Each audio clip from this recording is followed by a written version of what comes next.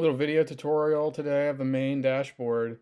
Someone asked if I ever do these or if I would do these. Kind of wrote a piece the other day with screenshots and kind of another little walk through my use of the tools to evaluate pictures and whatnot. So yeah, it's probably a better idea to do some video stuff like that. I'm gonna try to keep this somewhat short.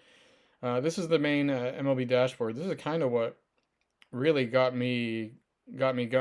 I mean, I wrote fantasy stuff for a long time, but since like 2017 or 2018, I've been writing. But in 2021, 2022, I started Tableau dashboard stuff, and I got really into the technical side of things, the coding, the dashboarding, the data stuff, and that's kind of what my niche is. The thing that kind of sets me apart and makes what I'm doing successful. Clearly, um, so this dashboard is available to paid subscribers, and this is among many. I have all kinds of dashboards and stuff, but this is really probably my biggest accomplishment, I suppose, either this or the projections. But it is, I've done these videos before, and I kind of repeat myself, but yeah, it's like crazy. There's all kinds of stuff that I've just added through the years. Every time I have an idea of something, I kind of throw it on there, so it gets a little bit intimidating, and acronyms and stuff and things aren't really explained. There's no like documents out there, documentation about how to use it all. So these videos are probably pretty useful.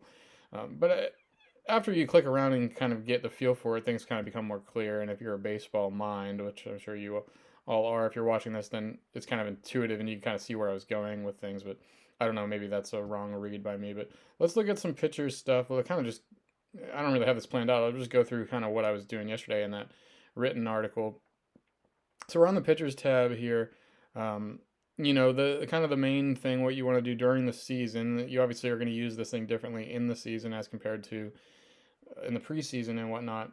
So typically, I'm not, in the middle of the season, everybody likes looking at, the best pitchers in the league, but it's not super interesting or useful for fantasy purposes in the season when you're trying to improve the roster. So that's why I've included some ownership a filter here. So anything on the top here above the tables, I try to keep the same format on most, but all of this stuff are filtering mechanisms. So if I want to look at pitcher numbers from the last month, let's say, we're kind of most interested about what's happened recently, although bigger samples are always better. But in terms of finding available pitchers, maybe we want to look a little bit more at recent, because the guys that are doing well for the whole season are going to be owned. It's not really, we're not going to find many available guys. So let's look at the last month.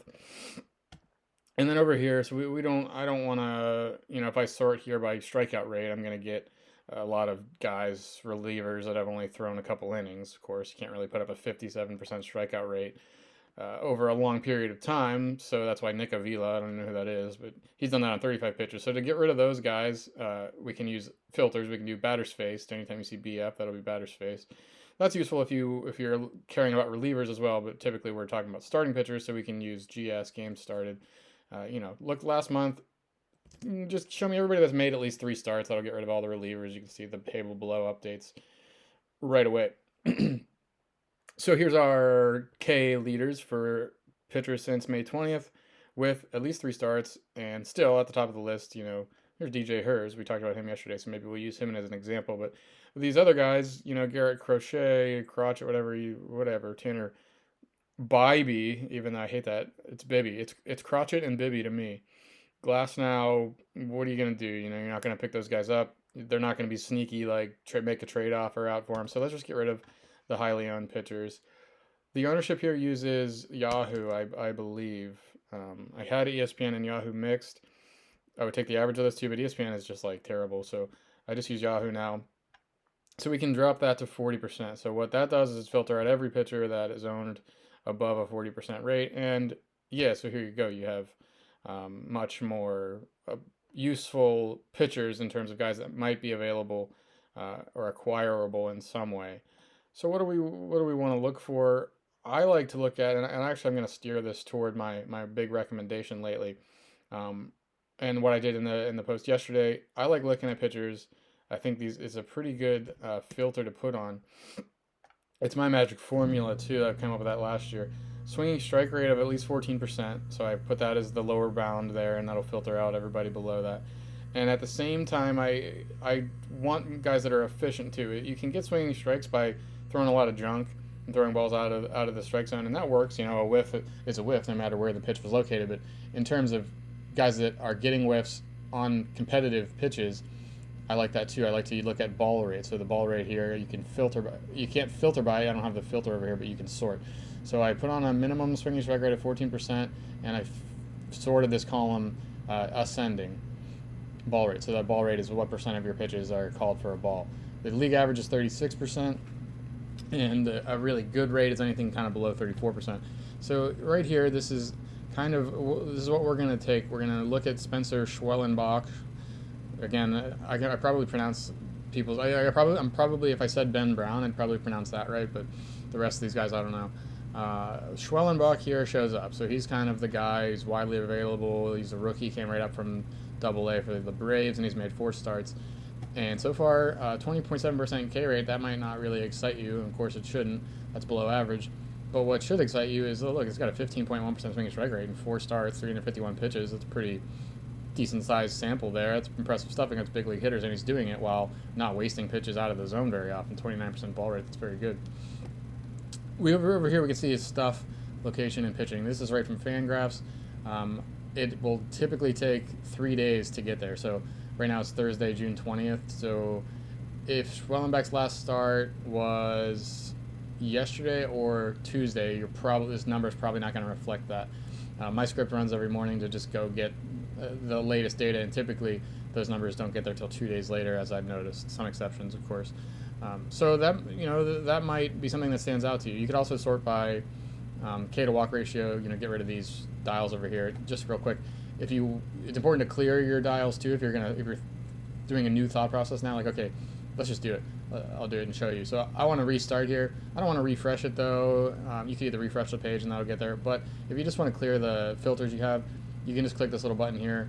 Click to show all values, and then you'll notice that worked. Why all that goes back and more values show up. But we're gonna leave 3 starts on. We're gonna leave a low ownership, and then let's just sort by K to walk ratio, right? Like probably my favorite stat if I had to pick one. Ryan Weathers, DJ Hers, So Schwellenbach didn't really show up well at all here. He's not even on the first page. You have to scroll down a bit to him. So that's just another thing you could do. You look for K to walk ratio, or you can look for other, use Stuff Plus. Let's see who the highest. Randy Vasquez with a 108 Stuff Plus. McGill here too. He's interesting as well. But let's just focus. Let's say that we're interested in Schwellenbach. That certainly makes sense as a rookie. A lot of the pitchers that you pick up in the middle of the season that actually do help your fantasy team for the rest of the year are typically rookies. I kind of went over that, and it's kind of just that makes sense. Tyler McGill could very well help you out, and actually that's not a great example. Talking about Sean Manaea, right? Like, we know who Sean Manaea is. He's been around for 10 years or whatever, and he has good stretches, but typically every time, we see this every year almost with him, where he has really good stretches, but then really bad ones too. So you're not as interested in Manaea, but with someone like Schwellenbach, where it's a little bit more of an unknown, then that becomes a little more interesting. Like, are you going to be more surprised if Manaea, if one of these guys is going to go off for the rest of the season, make 15 starts with a 2.9 ERA? Like, it's not going to be Manaea, right? Schwellenbach, it probably won't be him either, but it's more likely to be him just because we haven't seen him over the long period of time struggle in the major leagues. So anyway, the next thing I would look at is if I picked a guy out that I'm interested in kind of learning about, evaluating, go to the Arsenals tab. This gives you all the numbers pitch by pitch. So you can type in the name there. If you don't want to type, you can also select their team. And these boxes all should adjust. So this box should limit the results to only Braves pitchers. So, like, say you were looking for Paul Skeens or something, and if you had previously selected Atlanta and you look in this list, it's not going to be there. And if you search, it's not going to be there. That's because this box filters the available results based on who's pitched for Atlanta this year. So to keep that in mind. If anything weird is ever going on and you can't find guys that you're looking for, just refresh the page and try again, because you probably have some kind of filter on that you forgot about. So we get into Schwellenbach here. Not as pretty here because his last name is so long. That's another problem here, but not interesting. Not a problem for us. But this box doesn't like expand out to show the whole last name together. Anyway, what I'd look for next here then is, okay, I mean, it's nice to see the 7 pitches that he's thrown. You can see the usages there. Basically a 4-pitch pitcher, but he does have a, change-up, sinkers, splitters. He'll throw a few of those every game. And then what you're really looking at, a couple things, I guess. I personally want to see a pretty good strike rate on a fastball. This is really good. It's only 96 pitches though, so of course this could all go south in a hurry.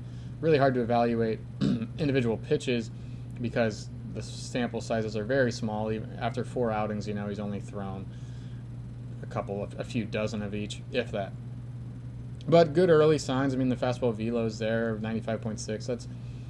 That's not super high, especially in today's day where we have plenty of guys, a handful of guys at least averaging 97 or higher. But he's not the other example was Cade Povic, right, who's come up and he's averaging 92.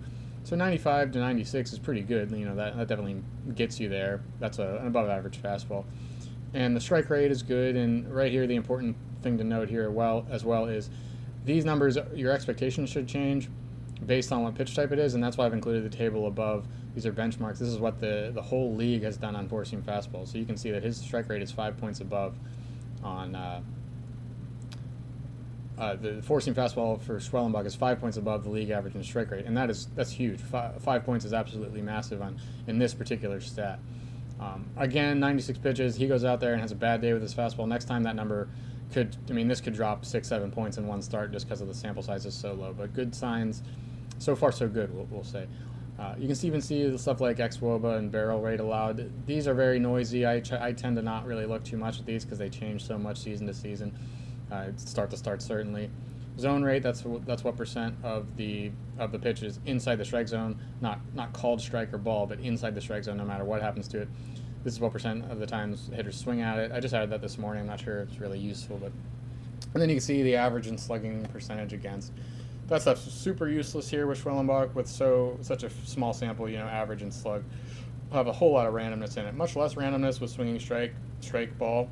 So with smaller samples, I will focus on these ones right here. Like these columns are kind of what I'm looking at, and velo of course matters as well. Stuff plus is also nice because it stabilizes really quickly. Like you can make 1 start, 2 starts maybe, and see kind of if those modeling numbers like him or not.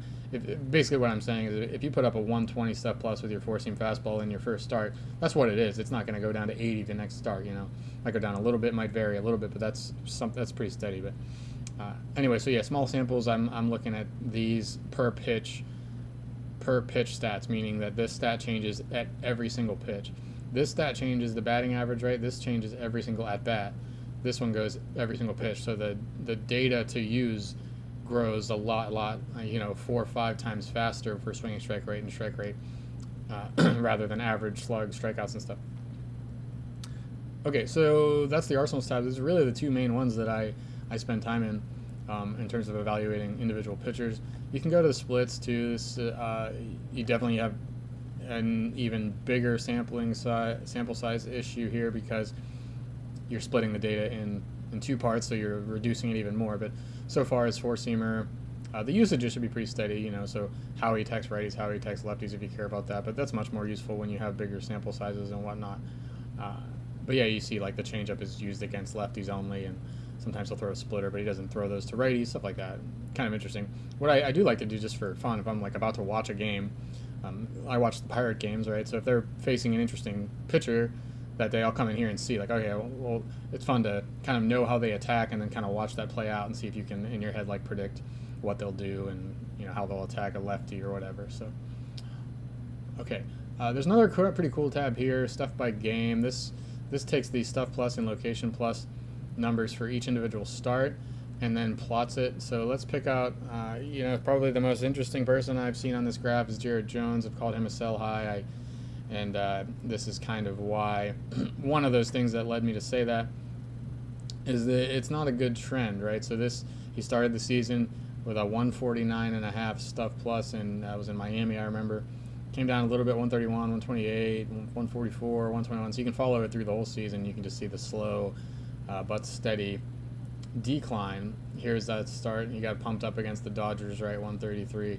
and then these last two have been his two worst of the year. One in Coors Field, so context matters. It is harder to have a high stuff plus in Coors Field. High elevation pushes down stuff plus, so those are kind of advanced things to think about, but not that much, right? Like he's just clearly he's throwing differently than in the beginning of the year when he was constantly above 125. These last two he's been, about league average, really. So, and then the trend line will show you the general trend. So anything downward you don't like to see that, it can very well come up. I mean, I don't know who's like, let's see what like Wheeler's looks like. So there's ups and downs, and most of the time this stuff's pretty steady. So any big time incline in either way, like any kind of big rising line or falling line, might indicate either a pitch mix change, maybe they're throwing their high stuff plus pitches more often and vice versa, or maybe they're healthy or not healthy. That stuff matters. If you're not feeling quite as good, the stuff plus probably comes down because you're not getting the same like motion behind the pitch. So something to check. Definitely don't live on this stuff plus stuff. I like the other numbers much more, but in small samples like with Schwellenbach, it's pretty useful because you can at least tell something about, like, okay, he has good stuff or not. He comes up and has a start with a 115. That's location. Okay, so the blue line is stuff, as you can see here. So his stuff actually it's not all that great. 95, 94, but the locations have been good. 115 location plus, that works really well. A 108, that's a really good number as well. So all these starts so far, besides it looks like the first one was kind of mediocre, and we don't have the most recent one yet. Like I said, it's a few days delayed, but yeah, so that's another tool for you to use there. And I guess that's pretty much the list for pitchers. If you do want to just see, there's all these plots too, which I like to see. I've tweeted this one out several times, kind of swinging strike rate versus K rate. Just a quick thing on scatter plots, because that's what a lot of this dashboard is. Scatter plots are really good for plotting related statistics, meaning correlated statistics together, and then seeing outliers.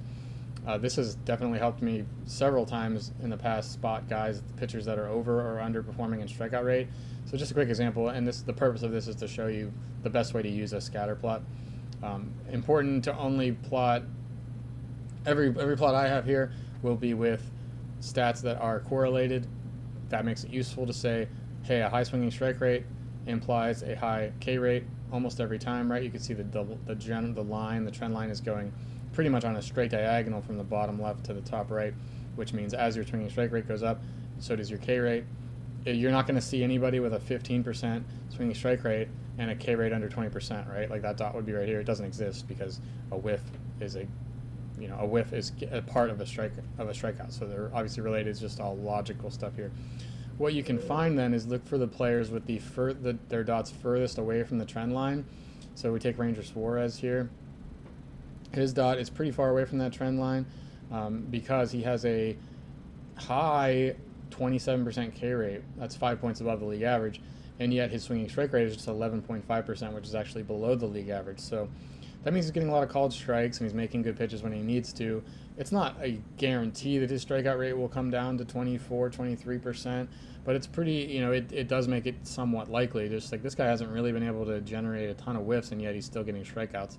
So quite possible that we'll see his dot kind of move closer to the trend line, and in that direction it would be moving toward the left. He could also start getting more whiffs. That's certainly possible. But if he's going to be an 11.5% swinging strike rate guy, then you're probably not going to find him with this high strikeout rate very far. So you can kind of draw a box here. Like let's just look at all the dots that are in this between 11 and 12% swinging strike rate, and you can see that like Gallen's there with a decent strikeout rate. Hook's pretty good there too, 24%, but the rest of these guys are all at the league average or below, and most of them are below. So scatter plots are really good for finding outliers and predicting regression, I would say. And there's all kinds of other stuff here. Click around. You have to be a paid subscriber, and then the link, you'll be able to get the link and play around with it. If you just type in this URL here, you're going to get nothing because I'm going to delete this after the video. But okay, yeah, I'm going to put this on my YouTube. Maybe we'll start doing a little bit more of this stuff.